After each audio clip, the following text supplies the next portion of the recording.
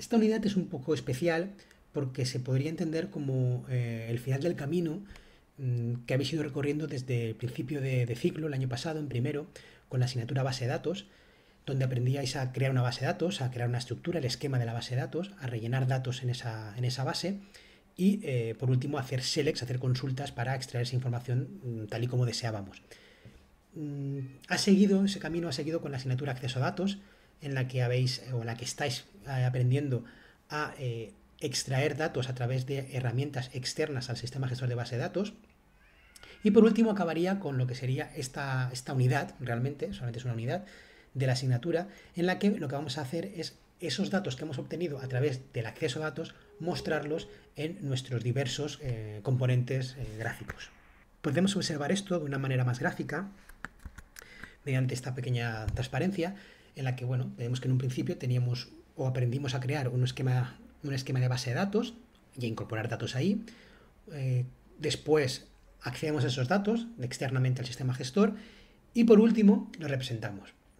En este camino que en principio es de un sentido, realmente puede ser de dos sentidos, ya que podríamos en el último paso no solo representarlos, sino también modificarlos. Y esa modificación, a través del acceso a datos, volvería a el esquema de la base de datos, a los datos en sí, para ser modificados.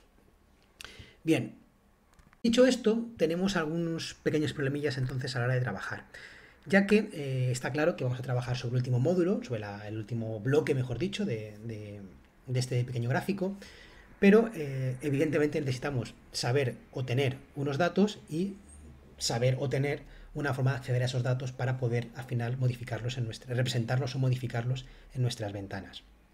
Dicho de otra manera, que para poder trabajar en esta asignatura o en esta unidad, mejor dicho, nos va a hacer falta tener unos datos y tener una manera de acceder a esos datos, que son cosas que directamente no se dan en esta asignatura, pero que de manera tangencial sí que necesitaremos saber, porque si no, nuestro último bloque va a quedar cojo. ¿Y qué vamos a hacer? Bueno, pues en un principio está claro que el último bloque vamos a trabajar con Windows Forms, que es lo que hemos estado haciendo durante lo que llevamos de curso. ¿Y qué va a pasar con los primeros dos bloques? Bueno, en un principio el esquema de datos habitualmente suele ser una base de datos y todavía con más razón una aplicación multiplataforma, una aplicación de escritorio donde las principales fuentes de información vienen desde bases de datos. Pero también es verdad que fuentes de datos hay muchas. La típica, la habitual y repito, es una base de datos, pero un fichero en XML, un fichero en JSON, un simple fichero de texto o bases de datos no SQL, que sabéis que están de moda ahora, pueden ser diferentes tipos de fuentes de datos. En nuestro caso, para esta unidad, he preferido simplificarlo. Quiero que esto quede lo más transparente posible para vosotros. Obviamente, algo hay que hacer, porque, repito, necesitamos datos y acceder a esos datos. Y al final tomar la decisión de que nuestra fuente de datos van a ser ficheros XML. Y dejaré un poco para las actividades el hecho de que investiguéis un poco con vuestra base de datos habitual, la que sea, un MySQL o la que uséis habitualmente, podáis crear esa estructura, podáis rellenar esos datos y podéis hacer ese acceso. Pero claro, hay que acceder. ¿Cómo hacemos ese acceso? Bien, para ello, habitualmente creo que estáis trabajando con Java, aquí trabajamos con C#, o para ser más específicos, trabajamos o más generalistas, mejor dicho, trabajamos con la plataforma .NET. Y .NET tiene un framework específico para ese acceso a datos. Ese framework, se denomina Ado.NET y nos permite con bastante facilidad el acceder de manera bastante transparente a casi cualquier fuente de datos. Como os imaginaréis, entrar en profundidad en Ado.NET también supondría casi un curso entero. No es lo que vamos a hacer, obviamente. Así que simplemente vamos a entender fácilmente cómo podemos acceder a datos básicos, en este caso datos en XML. Pero claro, algo de Ado.NET sí que hay que saber. Así que vamos en las siguientes transparencias, vamos a intentar al menos entender un poco de qué va esto de Ado.NET. Bien, pues Ado.NET no es ni más ni menos que un conjunto de clases que nos proporciona la plataforma .NET y que nos van a permitir acceder a fuentes de datos de una manera más simple. De hecho, el objetivo principal es que podamos gestionar o podamos trabajar con los datos de manera transparente a qué tipo o de qué tipo sea la fuente que nos proporciona esos datos. Para conseguir esto, Ado.NET se divide en dos partes. Una primera parte son los data providers y una segunda parte son los datasets. Vamos a ver cada una de ellas En un principio, un data provider es un conjunto de clases que se van a encargar de dar acceso a la fuente de datos. Son los que van a trabajar directamente con nuestra fuente de datos. Obviamente, las fuentes de datos pueden ser muy diversas, con lo cual los data providers son, entre comillas, diferentes, ya que no es lo mismo acceder a un SQL Server que a un Oracle, a un MySQL, a un MariaDB o a un fichero en XML. Pero aunque esto es así, realmente todas las clases pertenecientes, bueno, todas las clases, los data providers tienen siempre una serie de clases comunes que permiten al desarrollador, al que trabajará en la otra parte, en la parte del dataset, va a permitirle trabajar siempre con el mismo tipo de clases. En este caso, estas clases hay más, pero podemos concretarlas en el connection, en el command, el data adapter o data reader. Estas clases son clases genéricas que al final todos los data providers, cada uno de ellos, suele adaptar un poquillo, ¿no? Para adaptarse a sus necesidades. Pero además suelen cambiarles también el nombre. Por ejemplo, he puesto aquí el ejemplo del SQL Server. Para poder conectarse con un SQL Server se utiliza la clase SQL Connection, no directamente la connection, sino la SQL Connection o SQL Command. Bien, y por otra parte tenemos el dataset, que posiblemente sea el concepto más importante a tener en cuenta en Ado.net. Un dataset es un conjunto de clases, realmente sería una clase, que tiene en su interior varias clases y que lo que permite es modelar la base de datos, o completa o una parte de esa base de datos. Obviamente, como cualquier base de datos, o como cualquier fuente de datos, mejor dicho, tiene una serie de tablas, una serie de relaciones y una serie de restricciones. Además, permite trabajar sobre o crear una serie de vistas de manera que podamos modelar esos datos, visualizar esos datos, mejor dicho, de la manera que nosotros deseemos.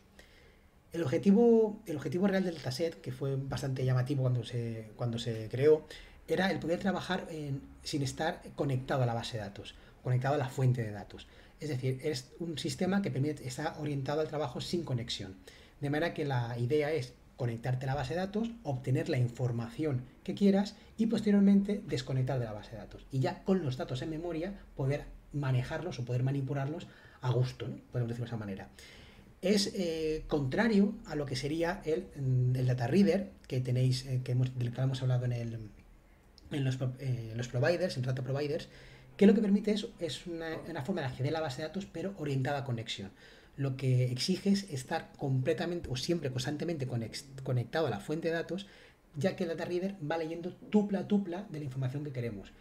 Una vez leemos una tupla, hemos de avanzar para leer la siguiente tupla, y para eso tenemos que estar constantemente conectados. En el dataset no ocurre eso. Me traigo todos los datos y me los manejo desconecto y me los manejo de manera local a mi gusto.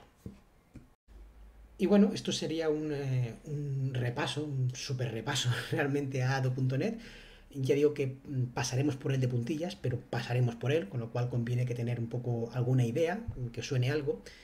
Y vamos a centrarnos ya en lo que sería nuestra conexión con datos, ¿no? Vamos a centrarnos ya en lo que va a ser el data binding.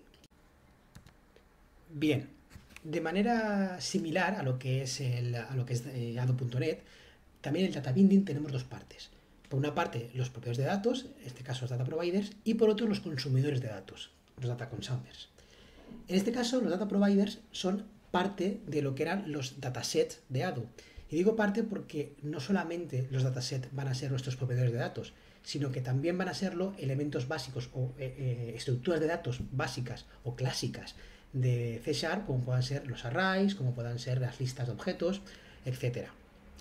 ¿Quiénes van a ser los consumidores de datos? Pues claramente van a ser nuestros recursos, van a ser nuestros botones, nuestras listas, nuestros combos, etcétera. Sé que puede parecer chocante que haya dicho los botones, parece un poco raro que un botón pueda consumir datos de una fuente de datos, pero realmente puede. La gran mayoría de controles pueden consumir datos. Ya veremos algún ejemplo si puede ser. Lo que pasa es que hay que tener en cuenta que los consumirán de manera diferente. No es lo mismo la cantidad de datos que va a procesar un listbox o un combo o un grid view, una rejilla, o los que puede consumir, por ejemplo, un botón. Bien, dicho esto, voy a intentar ver, o quiero que intentéis entender un poco el esquema principal, y sería algo como esto. Tenemos un conjunto que es el Ado.net con sus proveedores de datos y su dataset, o esa representación en memoria de esa base de datos. Y tenemos por otra parte el data binding, que sería este cuadrado que tenéis aquí punteado con rojos, con puntos rojitos. Por una parte en ese data binding tenemos, por una parte en ese data binding tenemos los data providers y por la otra tenemos los consumidores. Y los dataset, que eran parte de los de Alado.net, es parte de nuestros proveedores de datos en data binding. Pero no solamente son ellos, sino que además tenemos cosas como por ejemplo los array o los array list. Es decir, que lo que era un consumidor de datos en el Ado.net, en este caso, en el caso del data binding, es un proveedor de datos.